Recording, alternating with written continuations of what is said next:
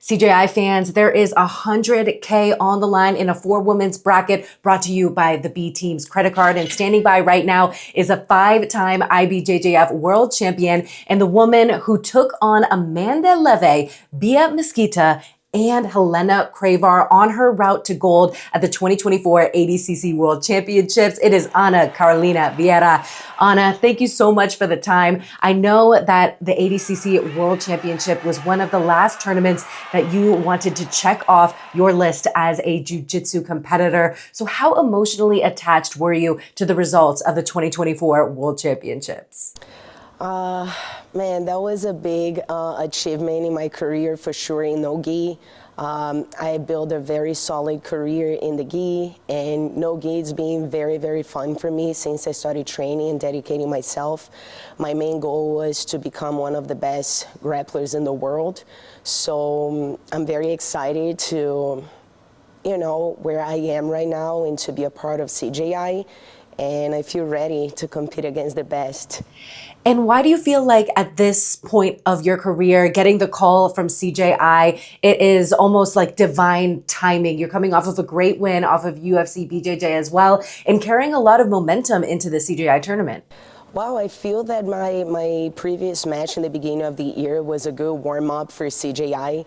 I was hoping that I would get the invitation, so I was already training and getting ready, I feel that my camp has been great. I feel that I evolved a lot of aspects in my game since last ADCC and since my last match at UFC.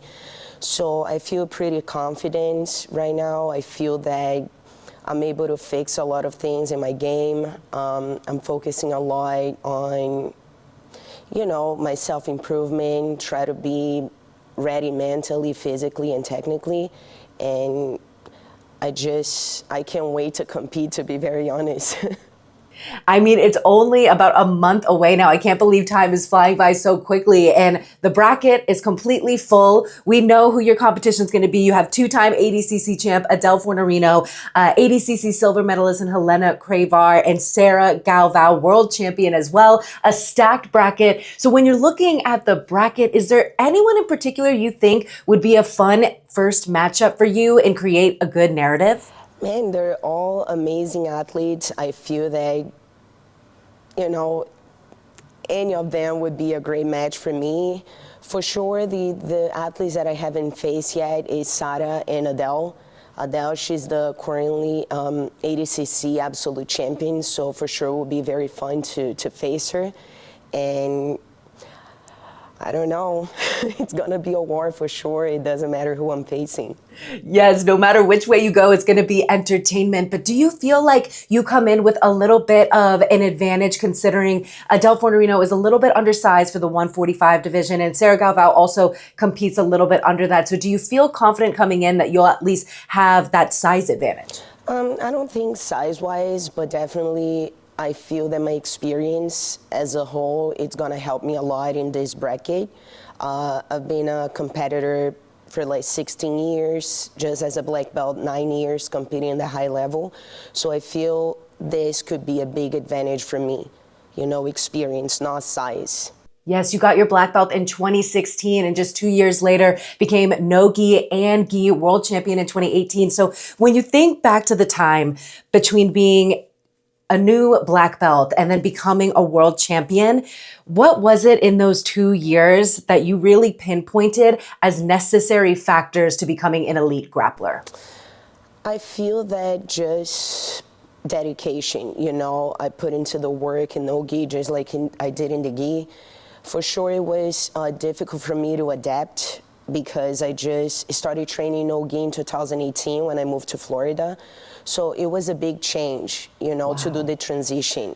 And it felt weird for me as a gi athlete to, find the adjustments for no-gi. But since 2023, when I decided to get back on the mats and focus on the no-gi and build a solid career, I started training every single day. So I feel that was the big difference when I started dedicating myself in the no-gi, just like I did in the gi when I wanted to become the best. So put into the work, show up, drill, figure it out, my game in no-gi. So that's it. I find it amazing that you didn't start no-gi until you moved to Florida. Yes. And then you also got to dive into a different world, which is opening up your own gym, really living that jiu-jitsu lifestyle and helping your students on a day-to-day. And I saw in an interview that you did that you realized that being an athlete isn't the only aspect of jiu-jitsu that matters. So for you, opening up your own school and being able to really help people and see your students grow, how has that changed your overall perspective of jiu-jitsu and what it can do for you as a person and not just an athlete? Alex, to be honest, my goal was never to just be an athlete. Since I moved to Florida in 2018 and my wife and I decided to open our school, to be honest, as a female athlete, I never saw that I could build like a financial stability, you know, in the sport. We know that women don't get paid same as men. Now CJI is changing the standards for female jiu-jitsu for sure.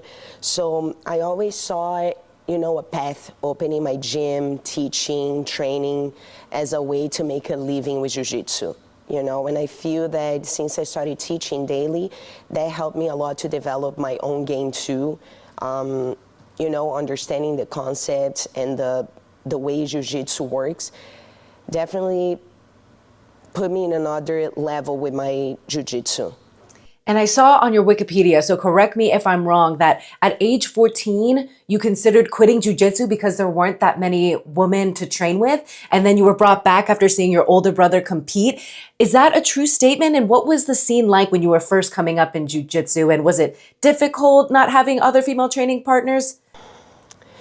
It was difficult in the beginning, you know. I was always very shy. I lack confidence and self-esteem when I was younger. So for me to get on the mat and face, you know, a sport just full of guys on the mat, it was kind of difficult for me to stick with it.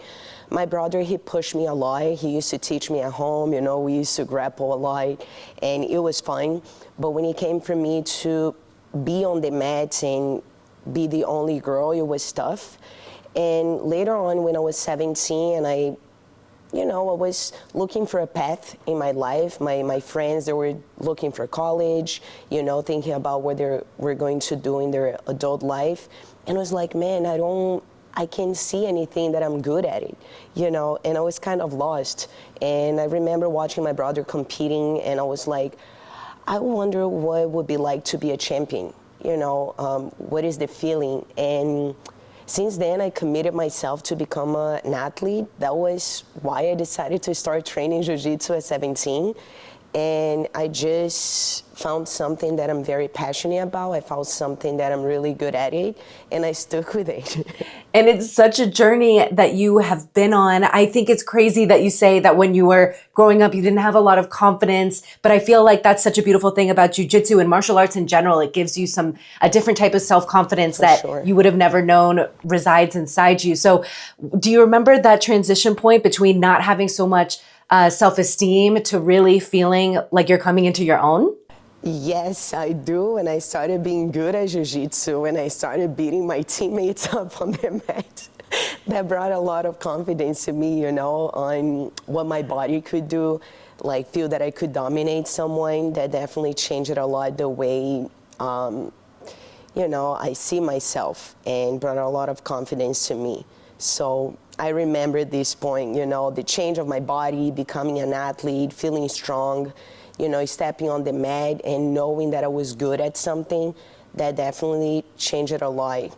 And now you've accomplished so much when it comes to world championships, competing at ADCC 2024, winning it all. And it's going to be very interesting that we're going to get to see a rematch against Helena Cravar, who is obviously looked at as like the child prodigy. She is being trained under John Danaher, and they really look into the rule sets and really study their opponents well. So when it comes to preparation for her, knowing she might be hungry to get a win back over you, what comes to mind in training for a rule set like CJI that isn't going to have as much of a focus on the wrestling side of things?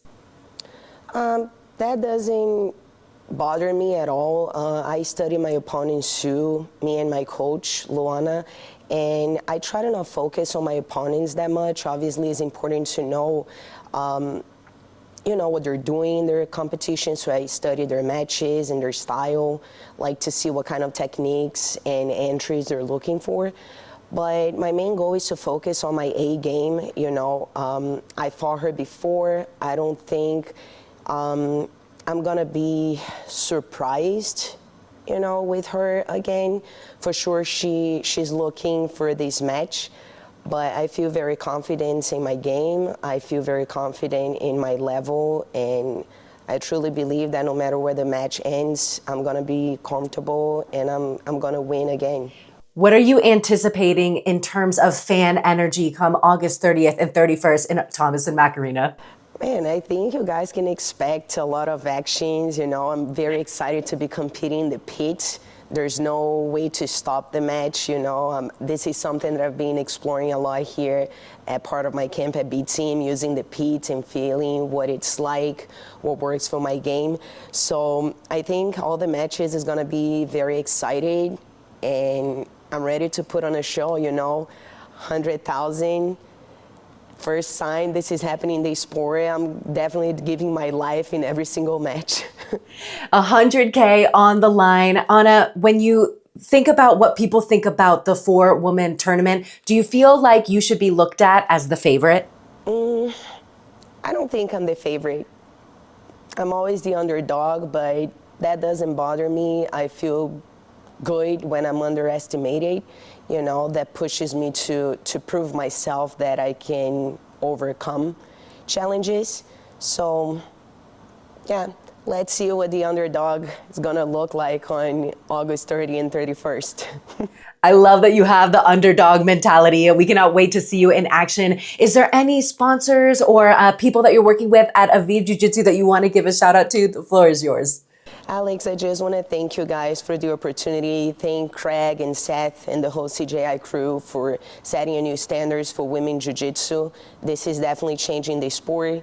I'd like to thank my team, Aviv Jiu-Jitsu, my wife and coach Luana Zugir, for always supporting me and playing a huge part of my career. The whole B team for having me again and help me getting ready. And let's go to get another title in the no-gi. I'm ready to become the best female grappler until 145. And I would be remiss if I didn't ask, when was the decision made that you would be having a training camp at B Team, and who have you been able to work with over there that's been super helpful? So B Team, I've always followed them on Instagram. I think they're very nice. I like they're different. They're very funny, and when I decided to come and do part of my camp for my UFC match, I was just so happy to be here. Everybody welcomed me so well. Coach Dima was leading the camp. I felt very good and safe. Now I'm back here and I'm able to feel more comfortable with the teammates. I have Nikki Ryan, which is an athlete that I admire a lot. Damien leading the camp. I'm learning so much. They are great coaches, very detail-oriented, and the teammates are amazing. Very tough room, a lot of different bodies and different styles that I can test my jiu-jitsu, and I just feel grateful for the opportunity. We love it. I love that you are getting some work there at B Team, and I potentially might be visiting Austin. Are you going to be in Austin all the way up until CJI? No, unfortunately not. I'm going back to Florida at the end of this week, and I'm going to continue my camp at my gym. Awesome. Well, we cannot wait to see you in Vegas come August 30th and 31st. Anna, thank you so much for the time.